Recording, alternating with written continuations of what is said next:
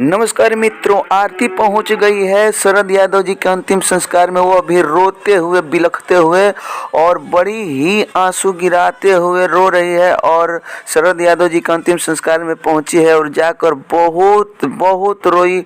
और इसलिए रो रही है कि बोल रहे हैं कि जब हम आफत में थे तब शरद यादव जी बहुत हमारा सहायता किए थे, सहयोग किए थे। आज वो दुनिया में नहीं रहे, ये थे तो हमारे गार्जियन जैसा थे और आज ये दुनिया में नहीं रहे, इसलिए बहुत रो रही है आरती। और आरती शरद यादव जी के याद में छाती पीट पीट कर रो रही है।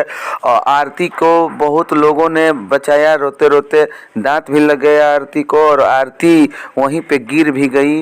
लोग पानी के छींटा मार कर बचाए हैं और आरती का रोने का ठिकाना नहीं है। शरद यादव जी के मरने के बाद आरती बहुत बेसहारा अपने को मान रही है और बोल रही है कि शरद यादव जी बहुत हमको सहारा किए, बहुत हमको सहयोग किए, आज वो हम हमारे बीच में नहीं रहे, इसलिए बहुत आरती रो रही है। चैनल को सब्सक्राइब कर लीजिए और सुनते रहिए ताज़ा ताज़ा समाचार। जिस तरह आगे ताज़ा समाचार मिलेगा जरूर सुनेंगे। बने रहिए मेरे न्यूज़।